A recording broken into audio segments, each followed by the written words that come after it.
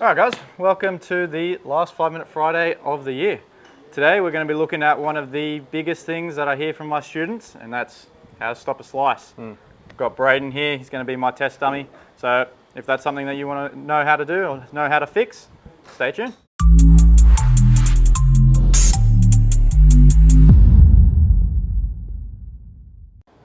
Alright guys, so for today's session, all you're going to need, if you're at a driving range, a bucket. That'd be the definitely one of the best things you can do. One of these buckets here where you've got the holes in the side of them, and an alignment stick. They're the only two things we're going to need for this drill.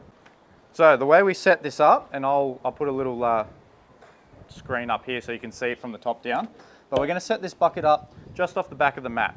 Now when we put it on there, we want the front section of that bucket just sitting on the top part of the mat. That way it gets a little bit of lift. Now I'll generally feed this through the third from the top hole and go into the third from the top on the other side as well. Alright, so now that we've got that set up, we should probably look at what causes the slice and why we have this alignment stick set up like this. The number one cause for a slice is when we come over the top and cut across the golf ball. Now the reason why the ball slices is obviously our path is moving from outside to in, which goes exiting left for a right-hander, gets that left to right spin on the ball. Now, when we couple that with having an open face at impact, all that's going to do is send you your golf ball heading miles right. So that's why we set up the alignment stick like this. What you want to do is you want to have about half the golf ball underneath that alignment stick.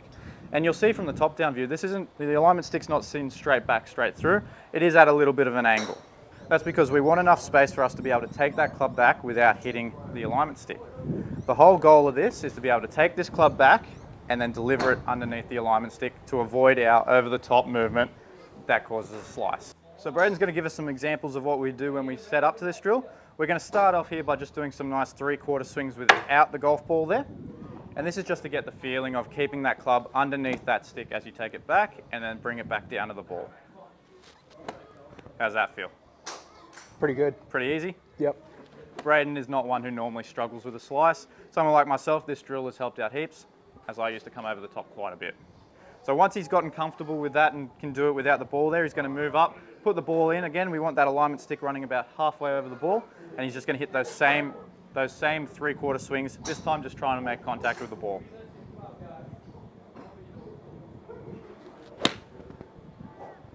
Nice.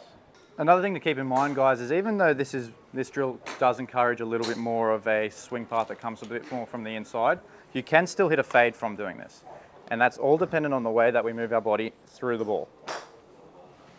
So the way the golf ball moves through the air is all dependent on our club path and our face at impact.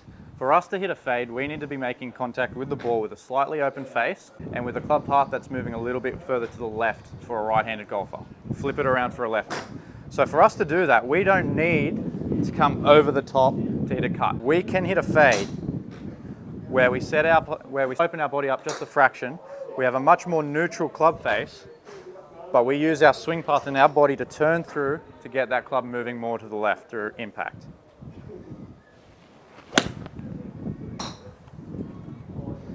Just like that. I can hit a fade, I can keep it under the stick, not worried about coming over the top and hitting a slice. All right guys, well I hope that gave you a little idea on something you can do to try and help you if you're struggling with a slice. Remember, we can still hit fades by coming underneath that stick. We don't need to come over the top to try and get the ball to move left to right. Well, before we finish up, just want to say thank you for the last half of the year where we started putting these videos up. We really didn't expect to get that much traction that quickly, so looking forward to a big 2022. Hope you guys have a safe... 23. A big 2023. And I hope you guys have a safe and happy new year. Like and subscribe. See you in the next one.